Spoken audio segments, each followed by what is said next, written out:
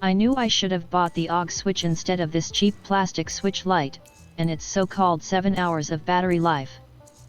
Yeah.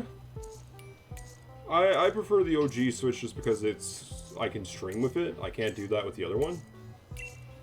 But that being said, I like the idea of the more portable version. Oh, he caught someone. Mine actually has 7 HR battery. I see. Dreamer 215. How is it more portable? Just as more, I think it's a little bit tinier of a unit, just all in one chunk. Reminds me of my old Game Boy Color I used to have, you know? I definitely almost want one of the yellow ones just because of that. Or the Pokemon Sword and Shield edition, just because it has like a slightly red and blue Vaporwave edition. I also got the X and Y edition for my Game Boy back in that. Dreamer 215. Oh yeah, my uncle had one of those old school Game Boys. I enjoyed it because it had Pokemon and I didn't have a phone when I was 6. Yeah, these things are nice. Actually, I'm gonna go get something off camera. BRB.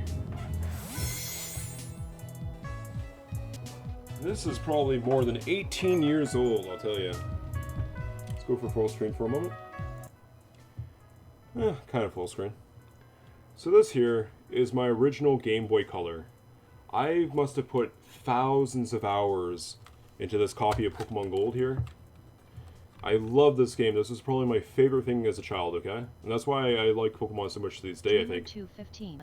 This is the Game Boy Color. Its graphics weren't the greatest. The screen didn't light up. Took batteries, and eventually the batteries would die on you. Sometimes it'd die on you mid-play. It had a nice little ding when it turned on. It's hard to get the screen. There's always a glare. You always have to watch out for that. Forget which way is the speaker. Ah, there you go. It's hard to see because of the glare, but that was one of the things you just had to deal with back in the day. Hold on, if I turn this off. Just a nice little Lapras going across the ocean there. There were some shelters. The thing didn't light up, so if it was pitch black in your room, you couldn't see the screen. They had a little light that'd stick out of one of the ports on the side. There's a Pikachu and I think a Jigglypuff there. This is how I experienced my Pokemon as a child growing up. And it was glorious. You just looked at all those animations and you kind of just imagined like the attacks and the 8-bit sound effects were just beautiful.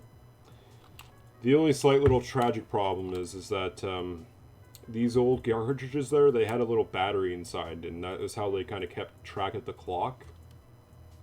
And unfortunately, mine says new game. The battery did pass away. The game can still technically be played, but it can't save. So my mons are lost in time and space. They're still there somewhere 20 years ago in the past in time and space. But, you know, that was my old Game Boy. And I used to have a little sweater, right? The sweater had a hole in the pocket. LOLFF. So, yeah, it was like, you know how those sweaters have a pocket that goes like right there by the belly? Well, mine had a hole in the top, and I could stick my screen through the hole, and my hands would be warm inside the sweater, and I could play this out in the game yard. Yeah. I had a Feraligatr as my first Pokemon, and I also had Pokemon Crystal at one point, and one of those see-through Game Boys. But unfortunately, that got given away in a box of toys that got given away, which is, I guess, fine. Some other kid had a Pokemon cartridge and, you know, a Game Boy and probably made their day. Yeah, love this thing. Mwah. So that's my little story of that there. Dreamer 215. Oh, you were one of those sweater boys. Kinda. I was a shy boy. I like to hide my hair a bit, you know? Oh, that's a story. Hey. So last call, there was nobody else there that didn't have to get a turn?